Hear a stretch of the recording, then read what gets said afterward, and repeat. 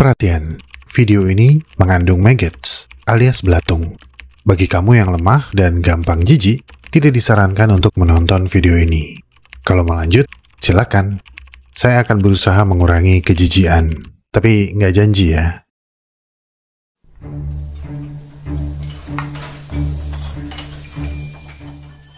Di antara kecanggihan kehidupan modern dan kemudahan akses makanan, Indonesia dengan kekayaan kuliner dan budaya makannya, tanpa sadar menyimpan masalah besar yang tersembunyi. Limbah makanan atau food waste. Menurut laporan dari Bappenas dan The Economist Intelligence Unit, Indonesia pernah menempati peringkat kedua sebagai negara penghasil limbah makanan terbesar di dunia. Setiap tahun, jutaan ton makanan terbuang sia-sia dari piring-piring di rumah tangga, dari restoran, hingga pasar. Semuanya akan berakhir di TPA, alias tempat pembuangan akhir. Tempat pemrosesan akhir. Sedikit demi sedikit, sampah-sampah makanan ini akan menumpuk dan lambat laun membusuk, menghasilkan gas metana, gas yang mudah terbakar, yang otomatis jauh lebih berbahaya daripada karbon dioksida. Hingga hari kelima, asap tebal masih membumbung tinggi dari TPA Suwung, Bali. Pemirsa, lahan tempat penampungan sampah di tempat pembuangan akhir atau TPA Antang, Kota Makassar, Sulawesi Selatan terbakar hingga menimbulkan asap pekat. Pemirsa, kepulan asap masih muncul di tempat pembuangan sampah akhir Kopi Luhur, Cirebon, Jawa Barat. Tempat pembuangan akhir di Cikolotok di Purwakarta, Jawa Barat terbakar. Warga menyebut sempat terdengar ledakan sebelum kebakaran terjadi. Pemirsa, petugas pemadam kebakaran Kota Tangerang melakukan pendinginan gunungan sampah yang terbakar di tempat pembuangan akhir TPA Rawakucing, Neglasari, Kota Tangerang, Banten. Pemirsa, kebakaran melanda tempat pembuangan akhir atau TPA Bontoramba di Kabupaten Maros, Sulawesi Selatan. Pemirsa, kebakaran kembali terjadi di tempat pembuangan akhir Jatibarang, Semarang. Kebakaran tempat pembuangan sampah akhir Putri Cempo, Mojo Songo, Solo masih terjadi hari ketiga ini. Ada yang sadar nggak? Kalau hampir semua presenter menyebutkan singkatan TPA adalah tempat pembuangan akhir, atau bahkan tempat pembuangan sampah akhir, bukan tempat pemrosesan akhir. Membuat saya bertanya, apakah memang cuma tempat pembuangan, bukan pemrosesan atau pengelolaan? TPA harusnya adalah tempat pemrosesan akhir, Bli. Oh, tempat pembuangan ya, tapi pemrosesan akhir. Kalau terus dibuang kapan selesai? Sampah itu bisa selesai kalau diproses dan juga dipilah. Nah, tugas yang milah ini siapa? Oke, masyarakat milah. Sekarang siapa yang tugas memproses? Masyarakat juga memproses. Ngapain bayar pajak? Anyway, masalah sampah ini seolah tidak ada habisnya, selalu berulang dan terus mengancam keberlanjutan lingkungan kita. Para saintis menyebut masalah food waste adalah masalah dunia yang terbodoh yang berkaitan dengan merosotnya moral. Dan kita kerap abai. Padahal di tengah permasalahan tumpukan sampah ini, ada sebuah solusi sederhana dan luar biasa yang telah bekerja secara alami selama ribuan tahun. Solusi sederhana tersebut datang dari tentara hitam ini. Bukan bermaksud rasis, tapi begitulah mereka dipanggil. Mereka hitam, ramah, dan rajin. Mereka adalah Black Soldier Fly, yang lebih populer dengan singkatan BSF.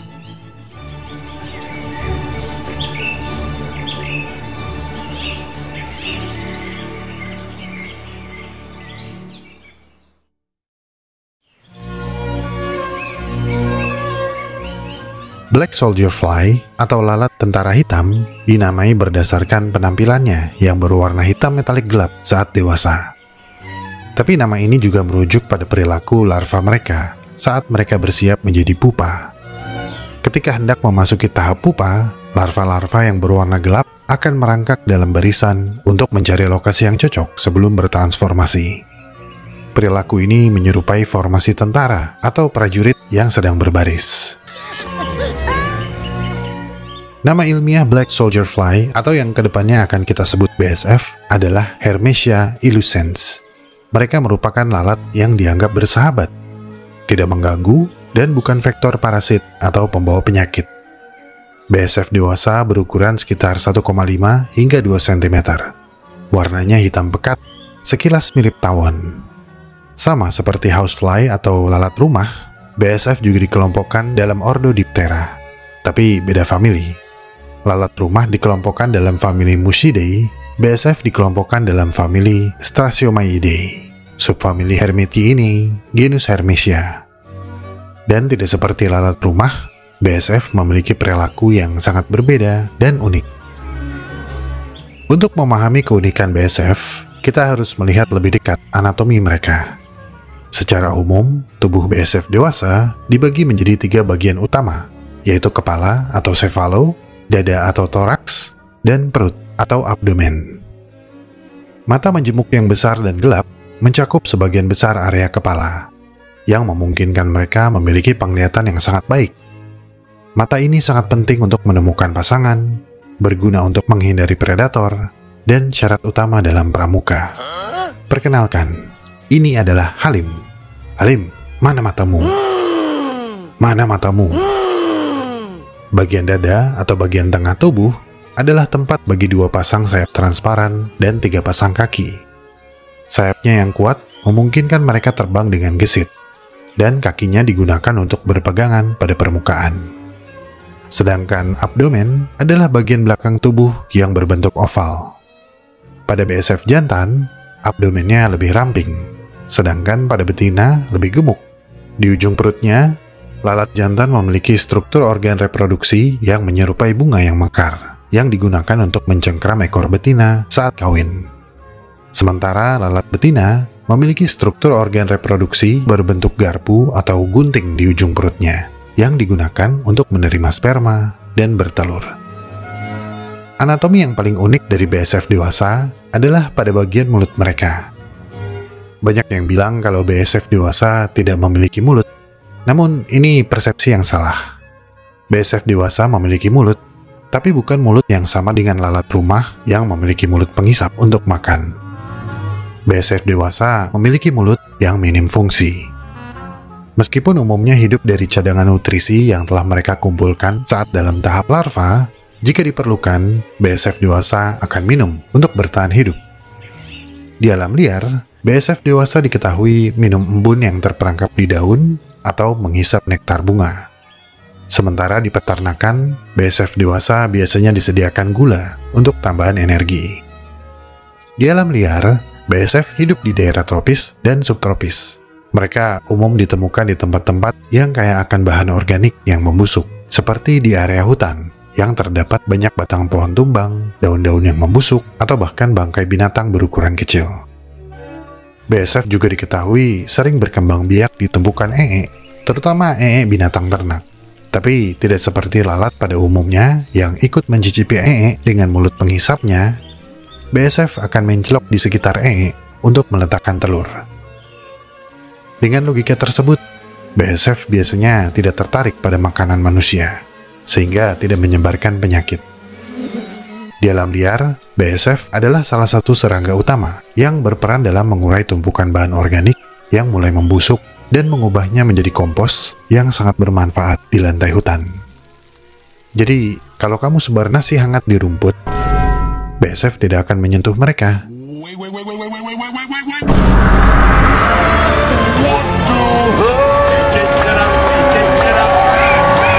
Anyway, BSF dewasa cenderung berdiam di sekitar tanaman atau pohon untuk mencari pasangan. BSF jantan dan betina berkomunikasi satu sama lain dengan menggunakan feromon. Kemudian, mata majemuk mereka yang besar akan mendeteksi gerakan dan mengidentifikasi pasangan yang potensial. Setelah kawin, lalat betina akan mencari celah kecil di dekat sumber bahan organik yang mulai membusuk untuk meletakkan telurnya. Betina dapat meletakkan hingga 500 butir telur sekaligus. Setelah menetas, larva BSF akan terus-menerus memakan dan memproses limbah tersebut. Pergerakan mereka yang tanpa henti akan membantu mengaduk bagian terbawah, yang pada prosesnya akan mengeringkan bahan organik yang membusuk, sehingga mengurangi bau tidak sedap dan mempercepat proses dekomposisi. Nah, minimnya bau busuk inilah yang menarik manusia untuk meneliti mereka.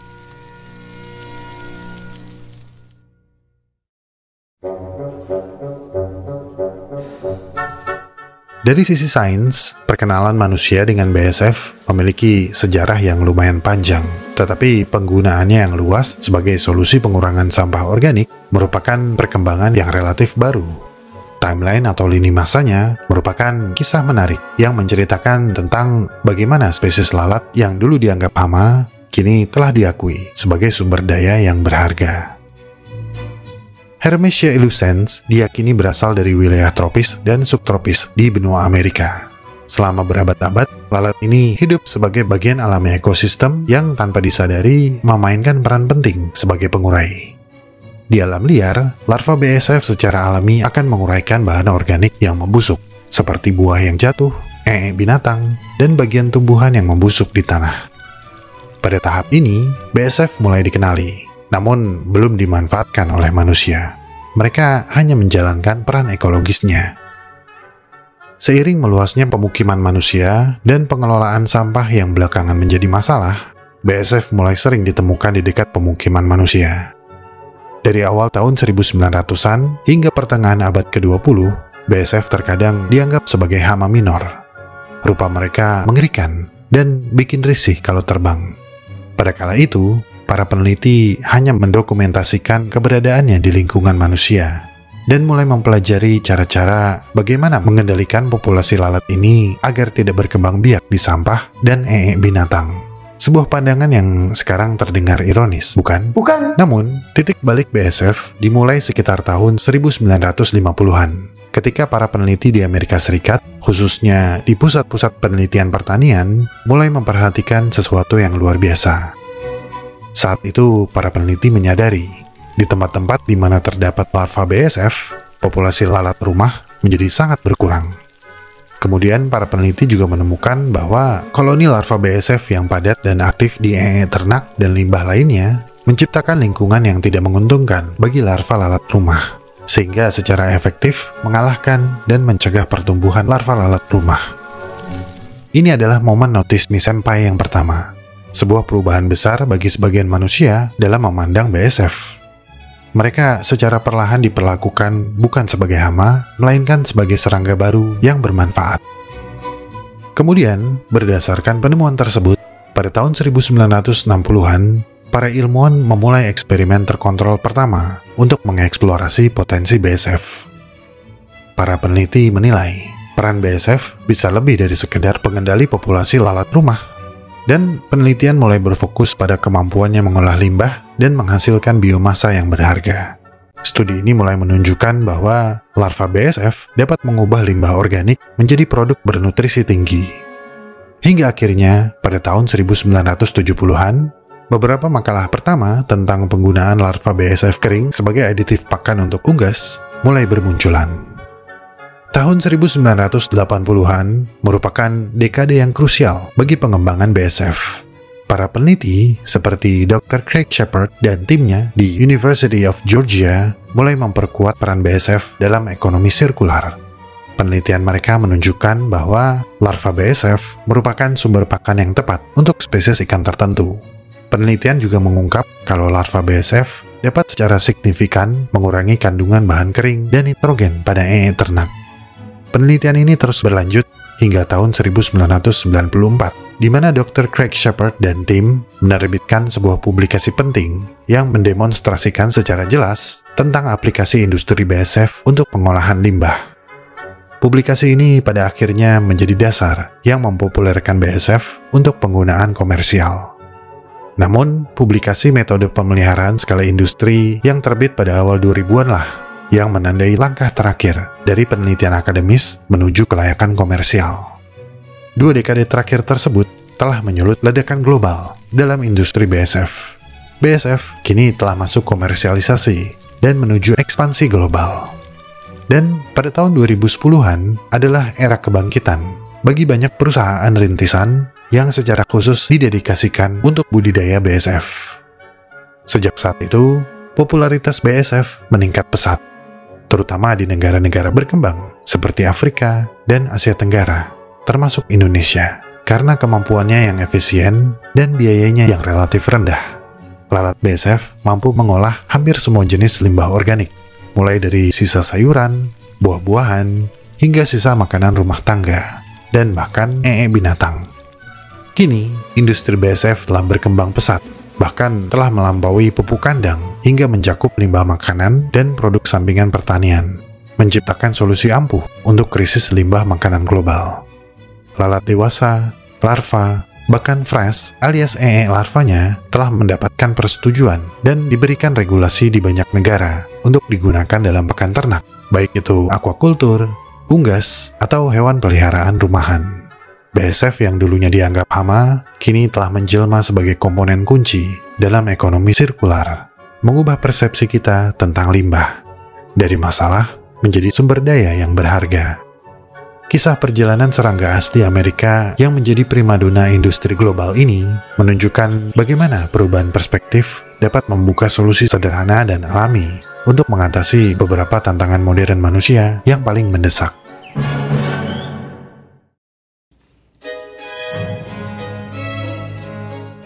Siklus hidup BASF sangat menarik dan cepat, dimulai dari telur yang menetas menjadi larva atau maggot dalam waktu 4 hari. Larva inilah yang menjadi mesin pemakan limbah. Selama sekitar 14 hari, larva rakus ini akan membabat habis limbah organik sampai ukuran tubuhnya padat dan gemoy. Setelah itu, mereka siap memasuki fase prepupa, di mana mereka akan bermigrasi mencari tempat kering untuk berubah menjadi pupa dan lalat dewasa. BASF dewasa biasanya hidup selama 7 hingga 10 hari. Ini adalah fase dewasa yang dimulai setelah keluar dari pupa. Selama masa ini, mereka tidak makan dan hanya fokus pada perkawinan dan reproduksi, karena mereka tidak memiliki mulut yang berfungsi dan hanya bergantung pada cadangan nutrisi yang terakumulasi selama tahap larva. Seluruh siklus hidup dari telur hingga dewasa berlangsung sekitar 45 hari.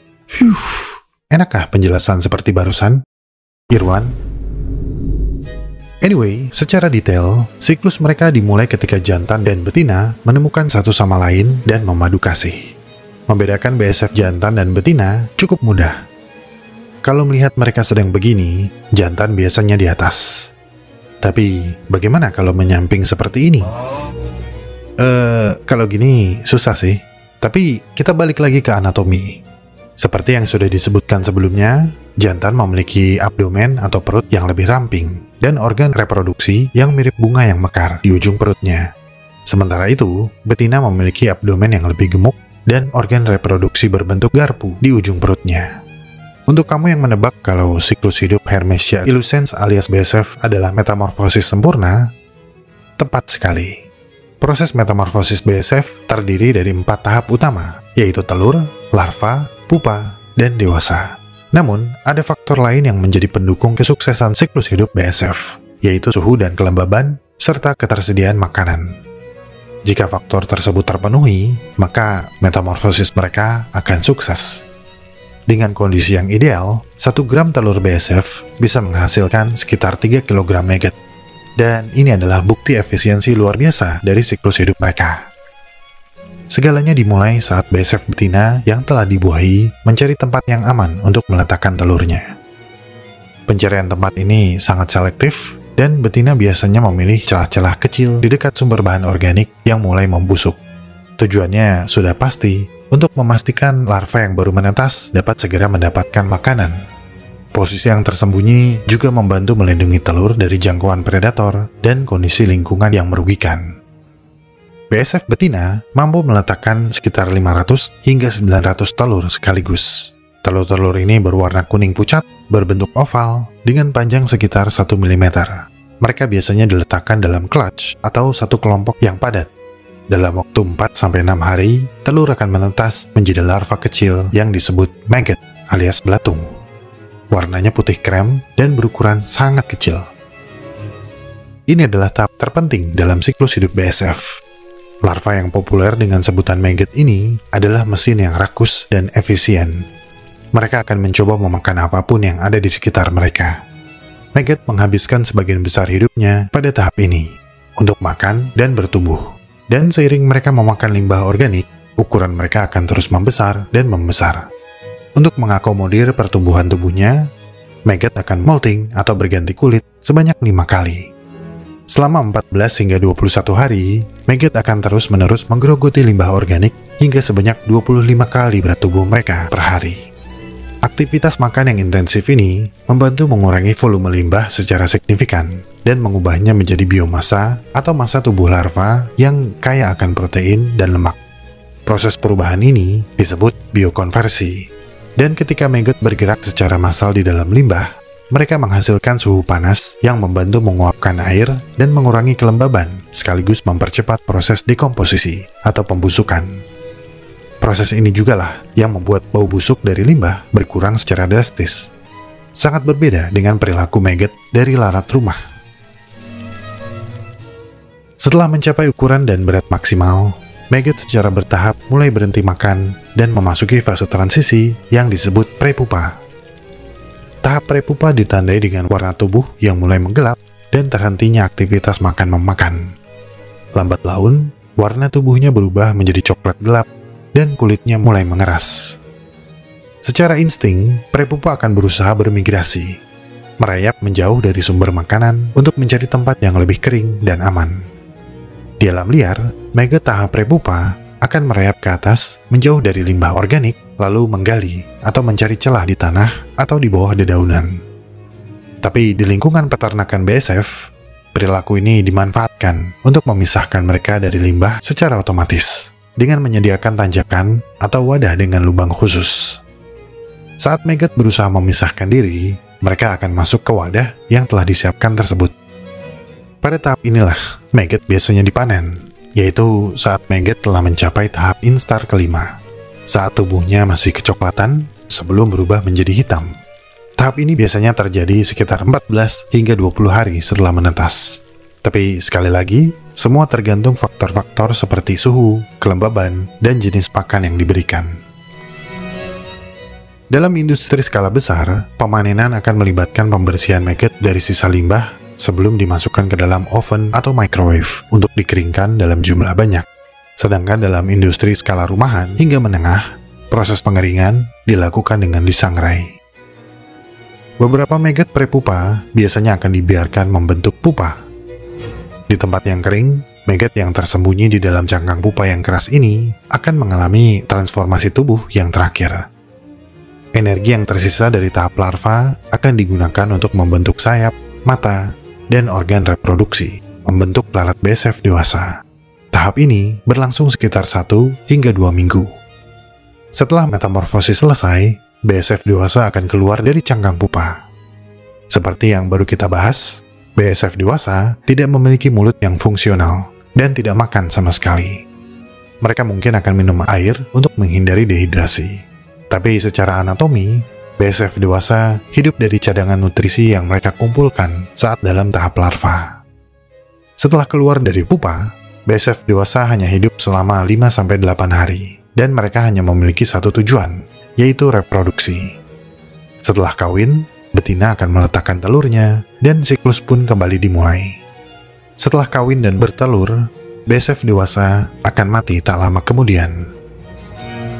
Secara internasional, harga maggot kering bisa mencapai 3.000 hingga 5.500 dolar per ton, menjadikannya komoditas ekspor yang menjanjikan. Sementara itu, di Indonesia, harganya jauh lebih terjangkau. Harga maggot segar yang belum dikeringkan berkisar antara 10.000 hingga 50.000 per kilogram. Tapi ini juga masih tergantung pada lokasi dan permintaan pasar. Nah, perbedaan harga ini menunjukkan potensi besar untuk pengembangan bisnis BSF di pasar ekspor internasional.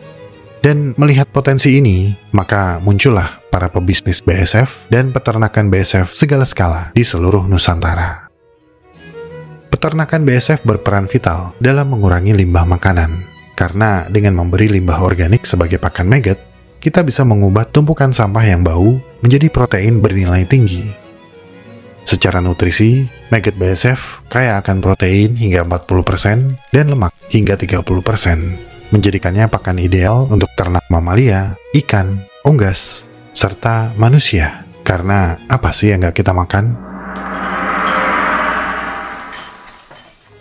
Tapi serius, beberapa negara, meskipun belum secara eksplisit menyatakan larva BSF sebagai sumber pangan manusia, tengah mengeksplorasi potensi mereka sebagai sumber protein berkelanjutan.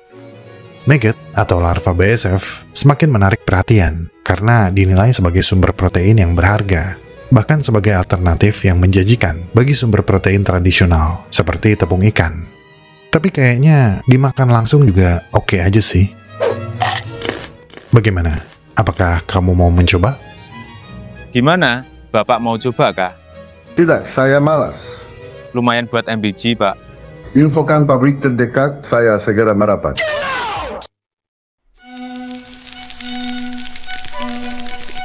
Munculnya peternakan BASF membawa manfaat penting dalam mengurangi limbah makanan secara signifikan, mengurangi volume sampah di TPA, dan menghasilkan protein pakan yang murah dan berkualitas.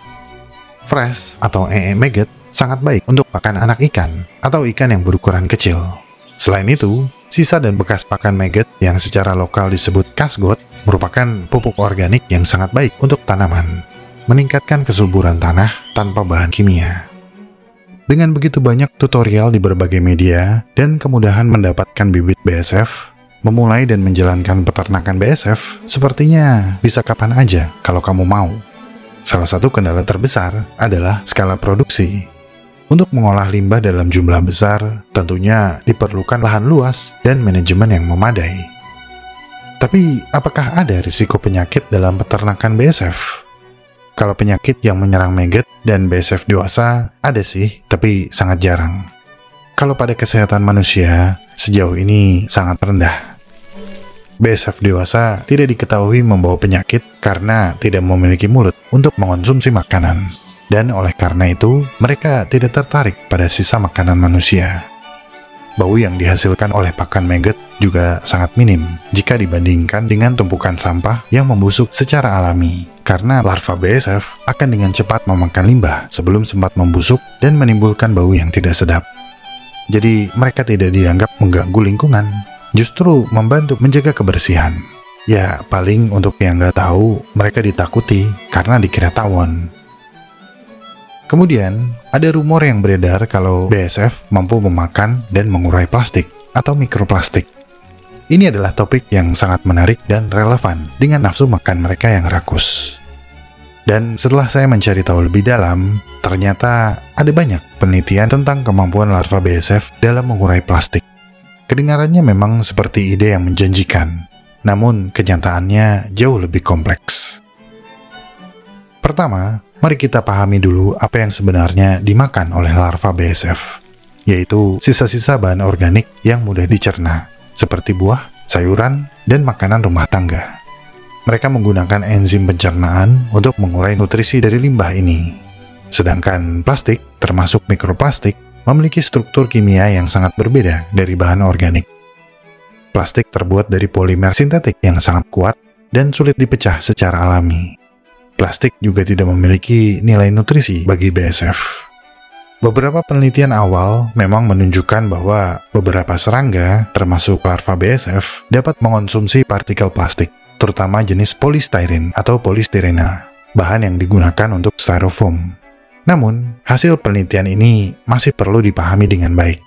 Studi tersebut menunjukkan bahwa larva BASF memang mampu mengurangi berat total dari plastik yang diberikan. Namun penurunan berat ini bukan karena plastik dicerna, melainkan karena plastik dipecah secara fisik menjadi partikel yang lebih kecil setelah melewati sistem pencernaan mereka. Dengan kata lain, mereka masih mengandung plastik. Penelitian lebih lanjut mengungkapkan bahwa bukan larva BASF yang mengurai plastik, melainkan mikroba yang hidup di usus mereka. Bakteri dan fungi di dalam usus mereka memiliki kemampuan untuk memecah ikatan kimia pada polimer plastik. Larva BASF hanyalah wadah hidup yang menyediakan lingkungan ideal bagi mikroba tersebut. Meskipun ada potensi proses ini tidak efisien untuk diterapkan pada skala besar, mikroplastik masih tersisa dalam bentuk yang lebih kecil lagi, dan tetap diperlukan waktu yang sangat lama untuk benar-benar menguraikannya. Efektivitasnya pun sangat tergantung pada bahan plastik tertentu. Jadi, apakah larva BASF bisa memakan mikroplastik? Jawabannya adalah tidak secara langsung maupun secara efisien seperti yang kita harapkan. Mereka tidak mencerna plastik untuk mendapatkan nutrisi. Mereka bisa aja diperbantukan dalam proses pemecahan awal dengan bantuan mikroba di usus mereka. Tapi ini bukanlah solusi ajaib untuk masalah sampah plastik global. Ada larva serangga lain yang diketahui mencerna plastik lebih baik daripada larva BASF. Tapi mereka masih diteliti dan belum ada update terbaru. Peran utama BASF tetap pada pengolahan limbah organik. Mengalihkan fokus mereka dari pengurai makanan ke pengolahan plastik justru bisa mengganggu proses alami mereka. Solusi untuk masalah mikroplastik tetap pada pengurangan penggunaan plastik sekali pakai, recycle atau daur ulang yang efektif, dan inovasi bioteknologi yang lebih canggih. BASF bukanlah jawaban untuk masalah plastik. Biarkanlah mereka menjadi pahlawan dalam masalah lain, yaitu mengatasi food waste atau limbah organik lainnya.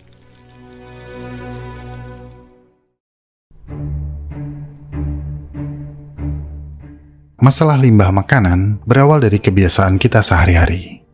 Seringkali kita menyisakan makanan di piring karena takut dikira rakus, membeli berlebihan, atau membuang makanan yang masih layak pakai.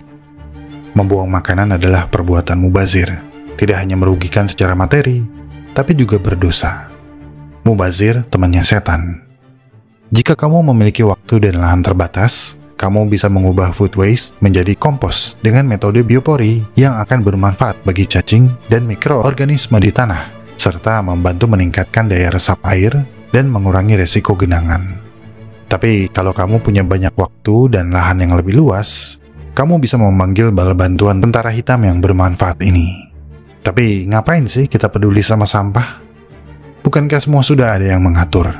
Kan kita bayar iuran sampah. Masa kita juga yang mesti repot pilah-pilah? Justru di situ letak asiknya. Lebih ke perbaikan moral sih, atau mungkin pengembangan diri. Bisa mulai dari hal yang kecil dulu, seperti makan secukupnya dan merencanakan belanja dengan bijak. Kalau itu sudah mahir kamu lakukan, kamu bisa step up atau naik langkah dengan mengolah sisa makanan menjadi kompos. Langkah kecil yang memberikan dampak besar. Apalagi in this economy, kita dipaksa untuk berpikir keras tentang cara kita hidup. Tidur siang aja sekarang diomelin. Lu tidur siang lu tuh apa? Lu bayi gitu kan? Bayi 1 tahun 2 tahun tidur siang. Siapa yang tidur siang? Pola hidup sederhana bukan lagi sekadar pilihan, melainkan sebuah keharusan. BASF hanyalah salah satu contoh bagaimana solusi sederhana yang terinspirasi dari alam dapat menyelesaikan masalah besar yang dibuat oleh manusia. Dengan mengurangi limbah makanan, kita tidak hanya menyelamatkan lingkungan, tapi juga menghasilkan uang dan mengubah pandangan kita tentang apa yang disebut sampah. Di pasar tradisional, banyak sampah menumpuk yang gak diambil oleh dinas terkait loh. Ini berarti pakan gratis buat BASF. Kurang lebih ketinggian ini mencapai dengan 5 meter telah menumpuk sudah bertahun-tahun, yang tentunya sangat mengganggu karena kalau seperti kita ketahui kalau ini kondisinya hujan, ini nantinya akan menyebabkan banyaknya belatung karena kalau dilihat sampahnya ini terdiri dari sampah non-organik, plastik, kemudian juga ada logam, namun juga ada sampah organik yaitu sisa-sisa makanan yang tentunya ini menyebabkan aroma yang sangat-sangat mengganggu. Bukankah mengubah limbah yang tidak berguna menjadi protein bernilai tinggi adalah keajaiban alam yang seharusnya kita tiru dan kita dukung? Yo, ini dia mendaur ulang sampah, pemulung untuk makanan maggot. Terakhir, mungkin ada benarnya. Orang tua zaman dulu suka bilang, makan harus habis, atau nanti nasinya nangis. Makan harus habis, atau nanti nasinya nangis.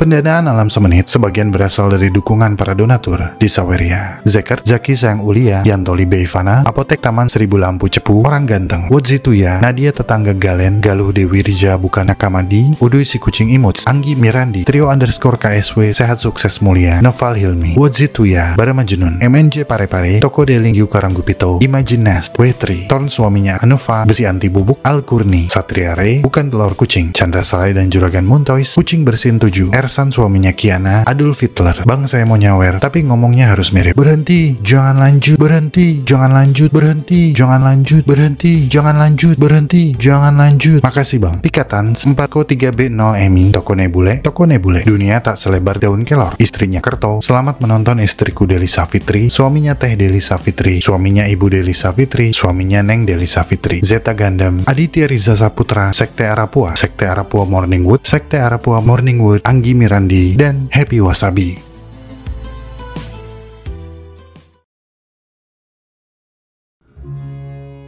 Terima kasih telah menonton sampai menit ini. Saya sangat-sangat menghargai segala dukungan yang teman-teman berikan kepada Alam Semenit. Jika ingin tahu lebih banyak tentang subjek pembahasan dalam video ini, cek deskripsi video. Di sana teman-teman bisa menemukan segala jurnal, literatur, dan referensi saya dalam menyusun naskah. Jika suka dengan pembahasan dari Alam Semenit, like video ini dan share. Karena like dan share dari kamu akan membantu perkembangan channel ini. Ikuti perkembangan semua hal yang aneh, menjijikan, dan indah yang mengundang rasa ingin tahu kita semua. Sampai jumpa di video selanjutnya.